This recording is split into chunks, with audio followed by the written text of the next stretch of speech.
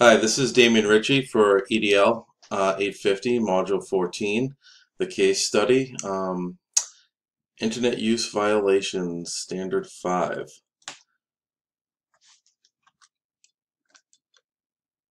So, um, in the case study, what we know is this takes place in a high school in a large city. It's in an affluent neighborhood.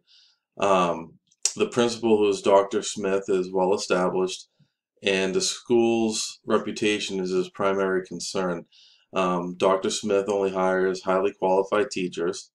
He has a second year teacher in the science department. Her name is Miss Tate. She struggled to effectively engage her students. Um, their grades are dipping because of it, and for some of them, it's the first time they're getting poor grades, and the parents are upset about this. Miss Tate has been coached up in a sense by Dr. Smith, but to no avail. Um, Miss Tate received an anonymous email link to a Facebook page filled with complaints about her as a teacher and a statement that says, "Who wants to make Miss Tate disappear?" Miss Tate viewed this as a threat to her life and her safety, contacted Dr. Smith about concerns for her safety.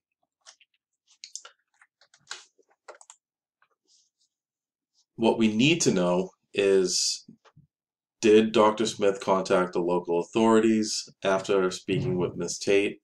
Does Dr. Smith have a relationship with the student, William Hall, who he suggested that he and Miss Tate bring into his office after the weekend to speak with him about this page because they think it might be him. No evidence whatsoever. Uh, have there been any other previous threats to Miss Tate or maybe other teachers? Did any parents who called to complain about Miss Tate include threatening language on this page that Dr. Smith did not report? Um, did Miss Tate contact her union representative because of this matter? So the identified problem, I feel that looking at this case study, the identified problem is actually not as much the Facebook page, but how Dr. Smith handled the situation. His first initial reaction was very dismissive, I felt. Um, he told Miss Tate, "I sincerely believe that the email, the Facebook page are done as a prank." Um, Second, Dr. Smith gave Miss Tate awful advice about confronting a student she thinks um, is the one responsible, solely based on the fact that this student has made snide comments behind her back. So is this action alone, bringing a student in, introduce them to this page, and accusing them could have some, pretty significant repercussions down the road.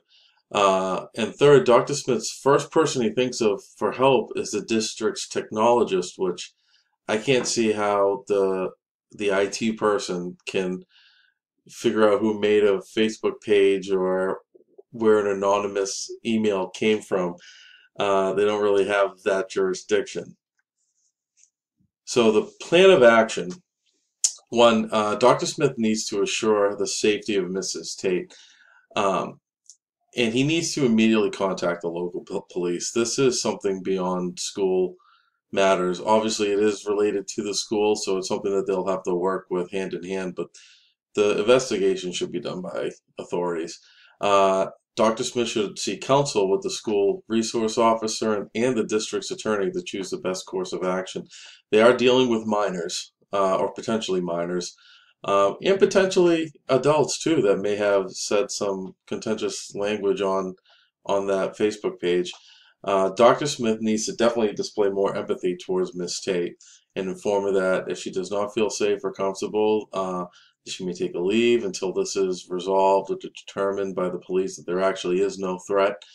And if Dr. Smith does have his finger on the pulse of a community, as a good principal should, he should be able to use his resources in the community. He should be able to have some parent friends that he could kind of hint around if they know or heard of anything about this, and maybe know if this really is a threat, or kind of feel which way to help lead the investigation too. And I feel that Dr. Smith should formally meet with his staff to discuss what happened. Obviously, after speaking with the district attorney and the resource officer, there might be limited amount of information which he can divulge to the staff, but it is something that is affecting the school community, and other teachers may have experienced this too and not told Dr. Smith. Or they might have heard students talking about it and it can help them with the investigation. So the strategies to implement would be one, Mrs. Tate has a potential slander case if she really wants to, and could seek legal advice from her local union, which usually will offer legal assistance for her in these matters. Dr. Smith must not contact any student and discuss this page before speaking to the district attorney and local police, because he may put the district in a hole in a really bad situation if he starts his own private investigation and accusing students just based on their behaviors in class.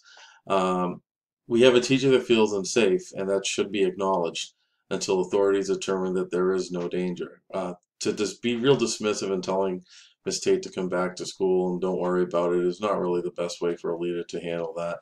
And though Miss Tate may want this private, informing the rest of the staff in this situation may lead to support for her from that staff, which would help her feel safer, and potentially other teachers may have information, as I stated earlier. Um, and it is vital that the staff knows what's happening to one of its own community members.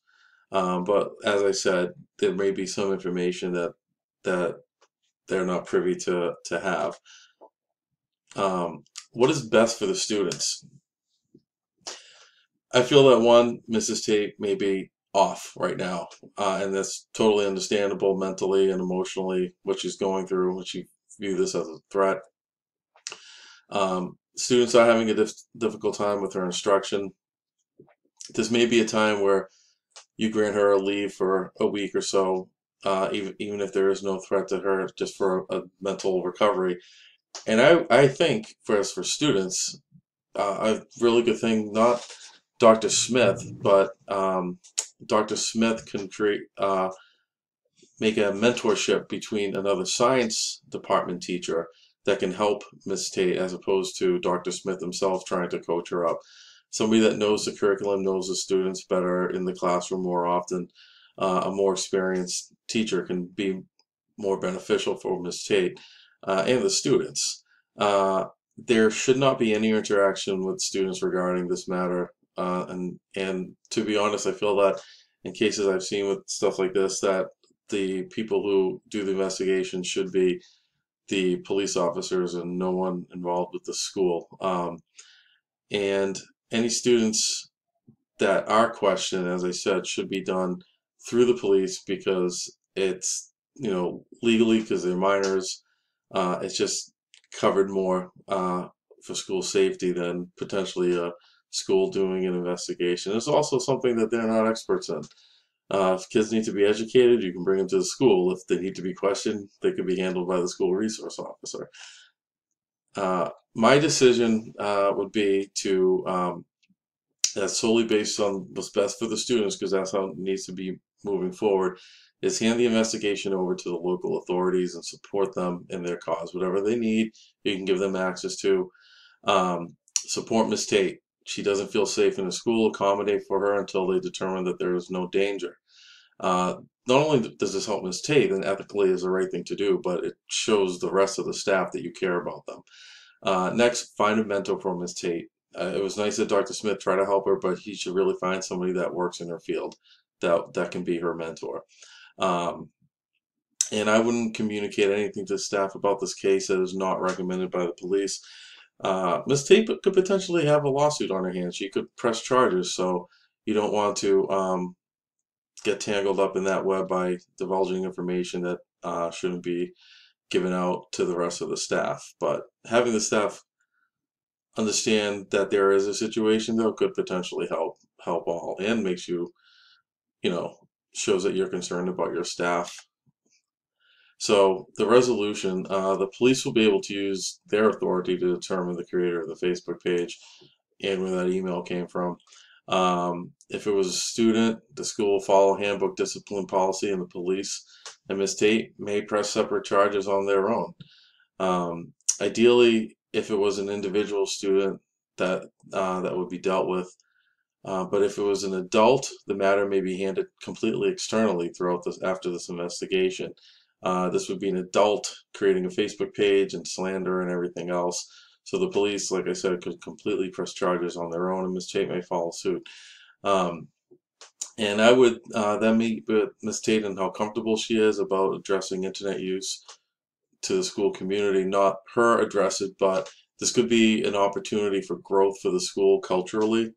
Um, and I would probably, ideally, if she was comfortable with it, um, I would encourage to have like a school-wide assembly about, um, proper internet use for students and legal ramifications of internet use. Not specifically on this case, but it could be something that could be a teachable moment for everybody. Uh, what was I thinking, feeling, and valuing during this? I was thinking that Dr. Smith was much too dismissive.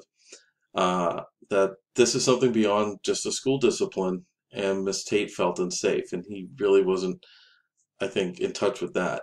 I was feeling surprised at Dr. Smith's reaction to Miss Tate was blaming certain students, and he was going with that, and that this situation was on a path to becoming something much worse than its current status as he started pulling kids in and accusing them. Uh, I was valuing that Dr. Smith did previously try to personally assist Miss Tate, at least in her classroom management skills. And issues that remain unsolved is, what will the police investigation turn up? Is it a student or is it an adult? If the student will have charges pressed against them, will it ruin Mrs. Tate's reputation in the school community, that she could be put in a really hard spot? If this is considered free speech and the page was not determined to be a threat, how will Miss Tate react to this? How much of the school community knows about this page? Is this a really big thing or just a handful of people? And how will this going forward be an opportunity for cultural growth in this school? Um, how as an educational leader, uh, did I apply integrity, fairness, and ethical manners in this? I feel that for integrity, I would implement local authorities as an impartial entity to conduct the investigation.